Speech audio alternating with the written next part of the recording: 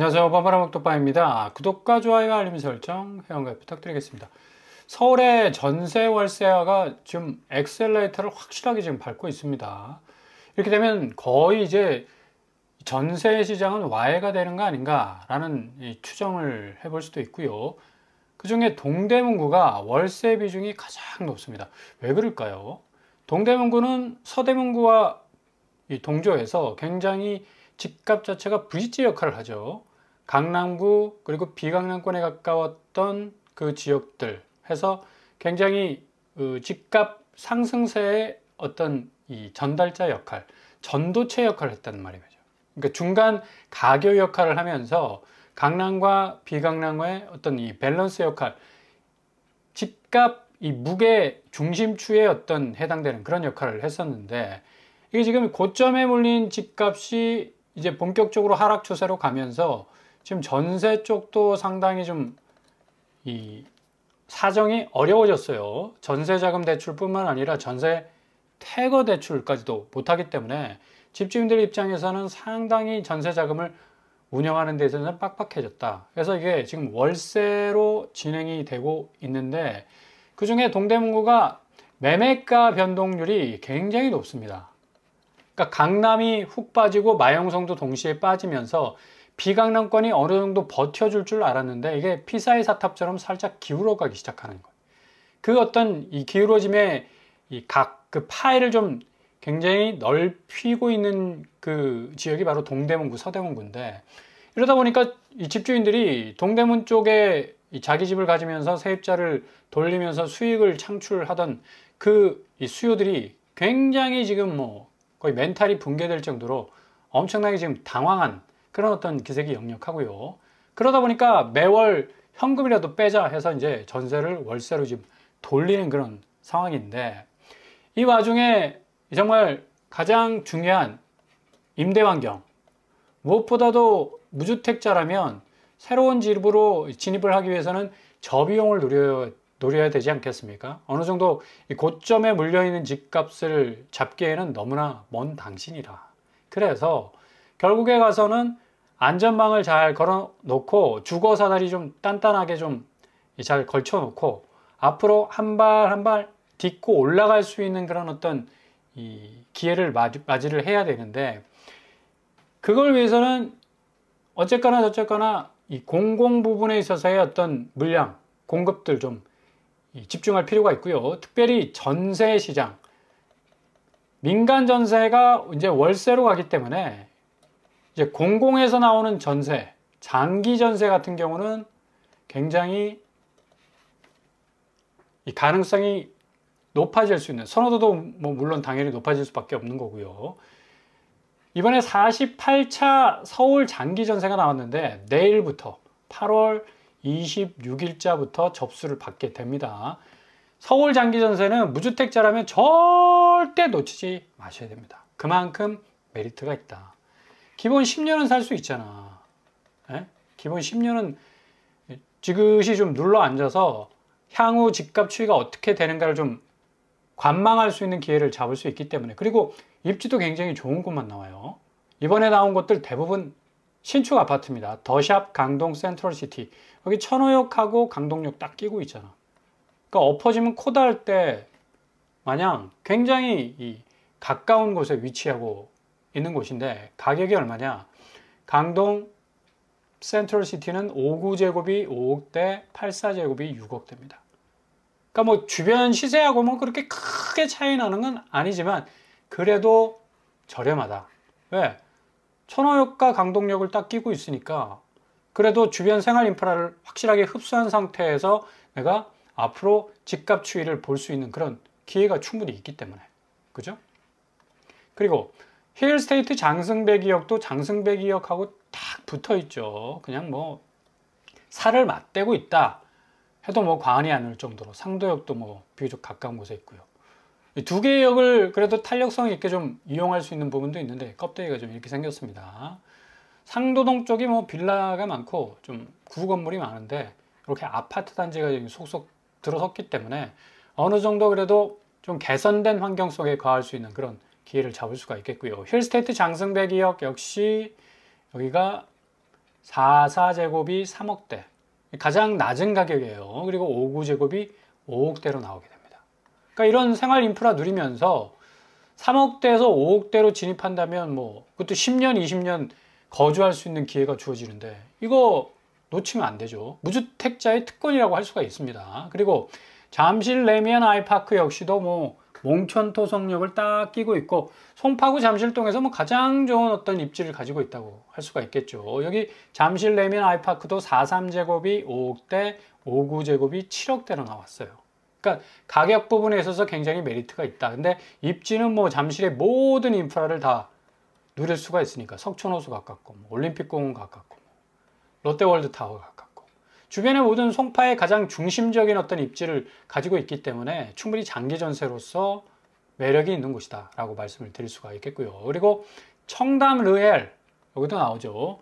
여기도 청담역에 굉장히 가깝습니다. 장기 전세 내가 여기 당첨돼서 청담 르엘 살 수 있다면 이거는 뭐 그냥 여기 20억 30억 주고 들어간 것보다 더 값져요. 왜냐하면 될 수 있으면 내 초기 비용을 확 줄여 놓는 것이 로또 당첨되는 것보다 더 중요해. 왜? 로또 당첨은 어느 정도 시세 차익을 구가할 수 있는 그런 유리한 점도 있겠지만 이게 집값이 단기간 안에 빠질 가능성이 많아.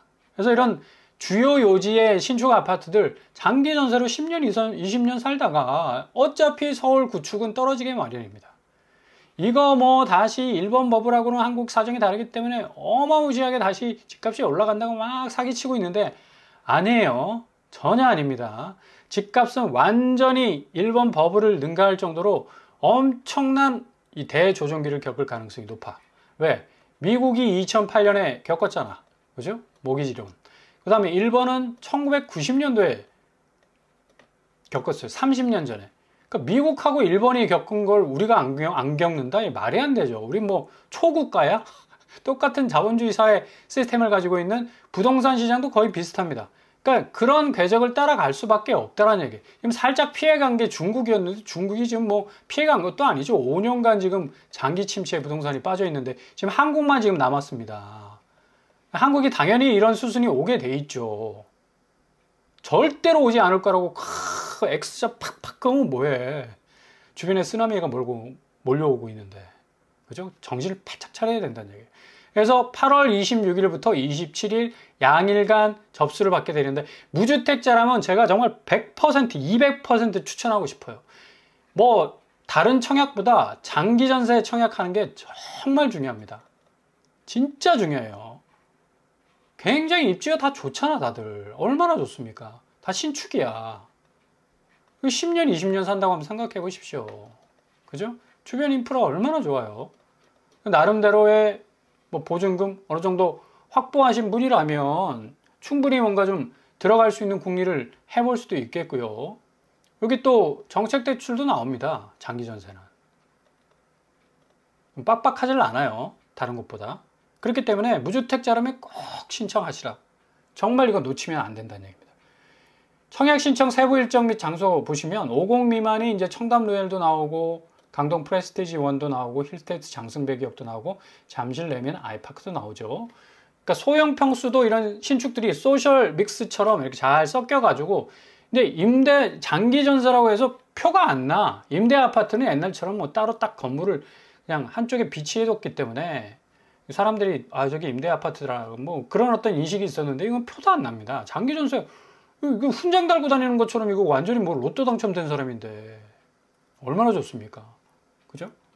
50 미만, 60 이하, 85 이하로 이렇게 나오게 되기 때문에 좀 잘 파악을 하셔야 될 것 같고요. 신청 자격은 서울특별시에 거주하는 성년자인 무주택 세대 구성원이면 누구나 가능합니다.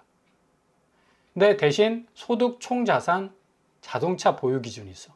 근데 예전처럼 장기 전세가 뭐 빡빡하게 소득 기준, 자산 기준이 허들이 엄청나게 높아서 뛰어넘지 못하는 경우는 없습니다.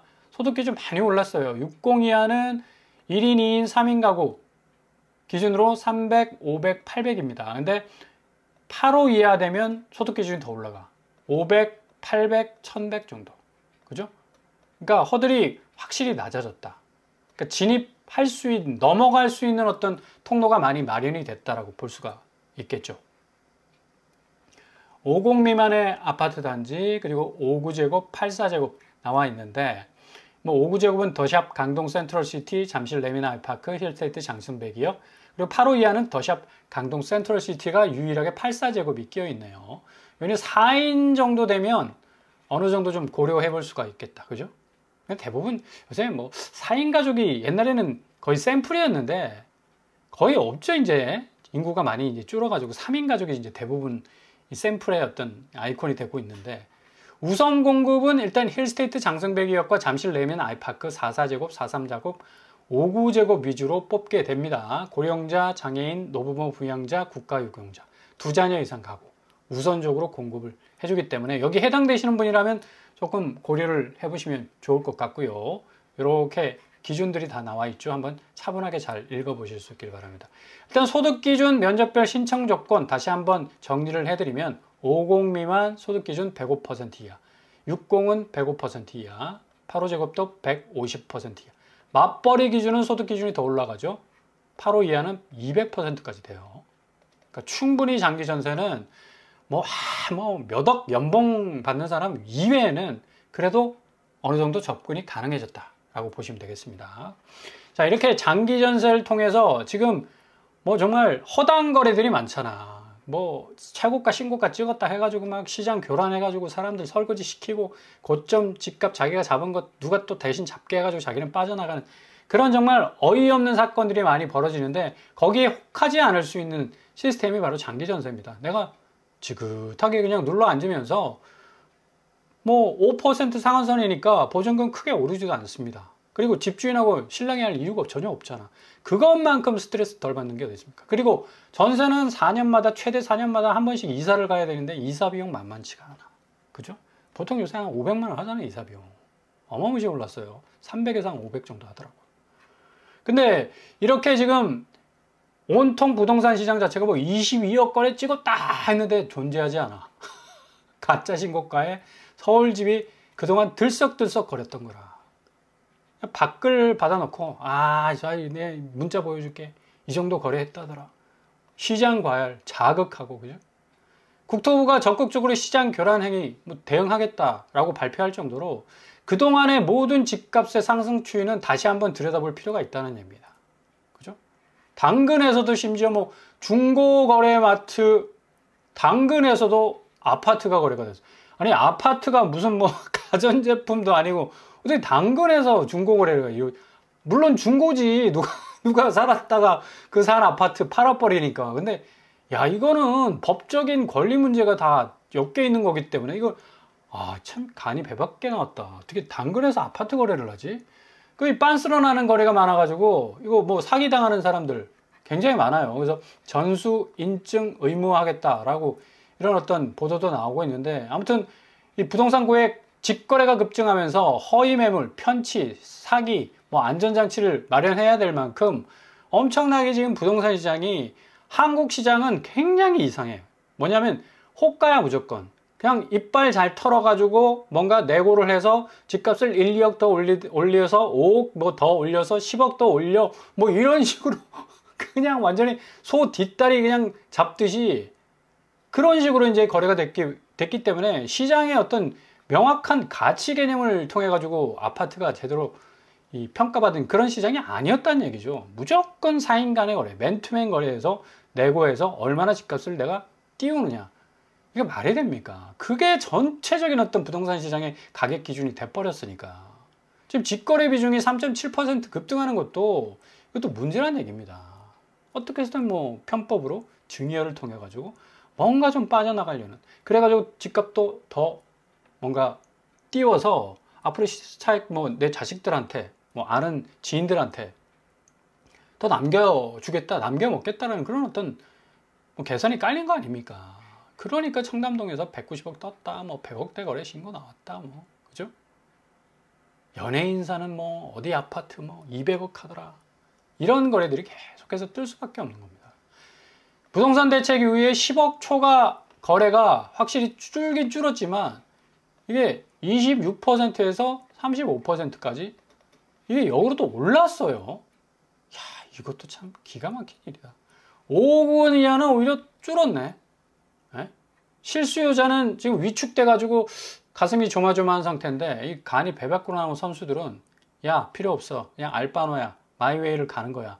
자 신고가 찍어 딱 찍어 그다음 밑돌 개 밑돌 딱 개 자 빼 취소해 등기 안 해 빤스런해 뭐 이런 식으로 해가지고 최고가가 불꽃놀이를 빵빵빵빵 터트리는 그런 어떤 양상의 거래들이 지금까지 이루어지면서 190억 200억 아파트 한 채가 참 말이 안 되는 그런 어떤 상황이었습니다. 그러니까 뭐 국토부가 헐레벌떡 뭐 부동산 거래 현장 점검 서울 전역 수도권까지 살핀다는 그런 어떤 말까지 나오는데 뭐 시장 안정 때까지는 위법한 사항에 대해서는 엄정 대응한다고 하죠.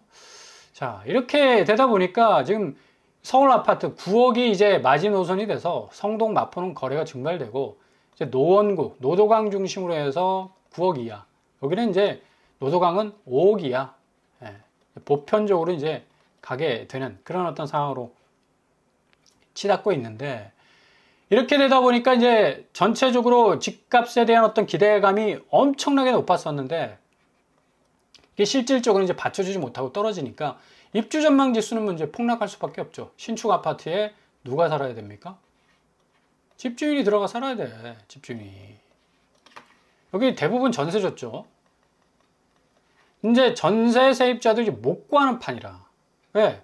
대부분 현금 주고 들어와야 되는 그런 어떤 세입자를 구해야 되는데 누가 전세를 현금 주고 들어가겠습니까? 택도 없는 소리지. 그러다 보니까 집주인들이 뭐 발을 동동 구르면서 그냥 전세에서 월세로 빨리 전환해버리자 뭐 이런 움직임도 보이고 있고 또 집주인 스스로도 자기가 들어가야 되는데 이게 전세보증금 확보가 안 되니까 잔금을 못 치는 거라. 잔금을. 세입자가 전세대출 받아가지고 들어올 수 있는 길이 딱 막혀버렸으니까 당연히 새 아파트 이제 불이 꺼질 수밖에 없는 거고 서울은 44.9% 하락해서 대폭 지금 하락 추세에 있습니다. 주택산업연구원이 발표한 입주 전망지수 75.7%. 아마 제가 본 이 지표 중에 가장 낮은 지표인 것 같아요. 그만큼 지금 잔금 대란이 일어날 만큼 앞으로 모든 전세 시장의 집주인들은 정말 거의 경악할 정도의 엄청난 부동시장, 새로운 어떤 이 웨이브를 일으키는 부동산 시장을 접할 가능성이 굉장히 높아요. 그래서 아파트 전세가율, 뭐 지방은 어느 정도 보합세를 유지하고 있는데 서울은 계속해서 떨어질 수밖에 없다. 그죠? 이렇게 되다 보니까 실거래되는 전세가율을 보시면 뭐 어마무시하게 강남은 떨어지고 있습니다. 레미안 원밸리 23억 떨어졌어. 반포자이 17억. 그죠? 무시무시하게 떨어져요. 이게 지금 강남 전세 하락세는 앞으로 매매가를 엄청나게 괴롭히게 될 겁니다. 그리고 경기도는 광교 중흥 S클래스 7억 8천 떨어졌어요. 그리고 성남시 위례호반 서밋 에비뉴 5억 9천 떨어지고 지금 벌써 이 경기권은 10억 가까이 지금 접근하고 있다. 이 경기권 전세가가 10억 가까이 떨어지게 되면요. 이제 역전세를 걱정해야 될 그런 상황에 치닫게 됩니다. 그렇게 되면 이제 진짜 난리가 나는 거라. 그러니까 전세가에서 완전히 이제 붕괴 현상이 일어나기 시작하면서 이제 매매가도 이걸 받쳐줄 못해가지고 그냥 거의 공황 상태에 빠지게 되는데 경기도권 9월 집값 무섭게 떨어질 겁니다. 이런 이유 때문에.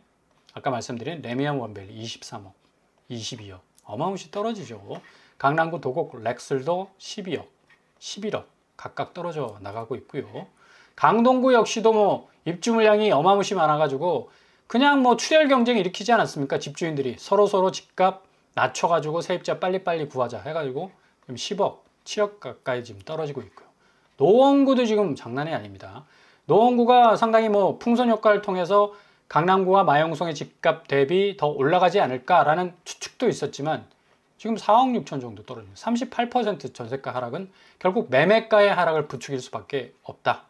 송파 역시도 뭐 10억 이상 하락하는 그런 어떤 추세로 가고 있고 성남시 가장 많이 오른 경기권 아닙니까? 여기도 거의 뭐 10억 이상 떨어지고 있습니다. 13억 정도 떨어졌다는 거는 이제 성남 아파트 전세가가 상당한 어떤 분수령을 맞을 가능성이 높다는 걸 고스란히 지금 보여주고 있고 그 다음에 인천 뭐 말할 것도 없죠. 인천 중구가 18억까지. 야, 이거는 뭐 어마무시 떨어졌는데. 그죠? 네, 이거는 조금 특수관계인 간의 거래가 아닌가라는 어떤 추측을 또 해볼 수도 있겠고, 여기 한번 하늘도시 우미린 2단지는 좀 잘 지켜봐야 될 것 같습니다. 광명, 철산동, 또 광명역 파크사이 역시도 지금 5억 이상 하락해서 50% 정도. 이제 5억밖에 안 합니다. 광명시가. 여기서 더 높아요. 광명 전세가 한 2, 3억이면 되거든. 근데 뭐 02라는 지역번호를 쓴다. 우리도 서울이다라는 그런 이상한 또 생각을 갖고 있어가지고.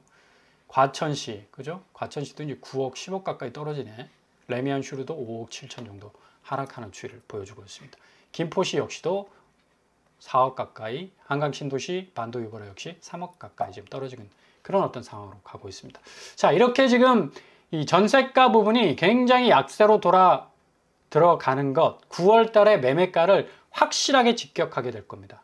그렇기 때문에 좀 잘 지켜보시면서 기회를 분명히 잡으실 수 있을 거예요. 그러니까 장기 전세 같은 좀 이 나라에서 운영하는 시스템의 어떤 공급들은 좀 잘 잡으세요. 무주택자라면 이거 기회니까. 무주택자만의 특권이잖아. 유주택자, 1주택자는 지원도 못해. 명함도 못 내밀어요. 그러니까 이런 거는 좀 놓치지 마시고 하나하나 좀 케이스 바이 케이스대로 잡아 나가신다면 더 좋은 기회를 잡으실 수 있을 겁니다.